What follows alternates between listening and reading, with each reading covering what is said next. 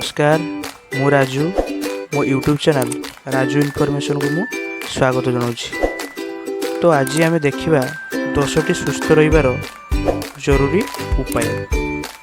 तो नंबर 1 आवश्यकता ठारू अधिक शोइबा शरीर पई बहुत क्षति होता है। नंबर 2 फंगल इन्फेक्शन ठीक करिया पई नींब पत्र को धोई पानी रे फुटांतु एवं सेही पानी रे इन्फेक्शन जगह को परिष्कार करंतु। यह धीरे धीरे ठीक हो जिवो। नंबर 3 जदि आपण को भोक अधिक लगुए तो एका संगे अधिक खातु ना, ठीक समय रे खाद्य खातु। नंबर 4 जो मानकर किडनी रे स्टोन होता है से मानकु भात कम खाइबा उचित। नंबर 5 टमाटो खाइले चेहरा रे सबु दाग दूरे हो जाई थाए। नंबर 6 जो मानकर ब्लड प्रेशर कम होता है से माने खजूरी खाइबा उचित।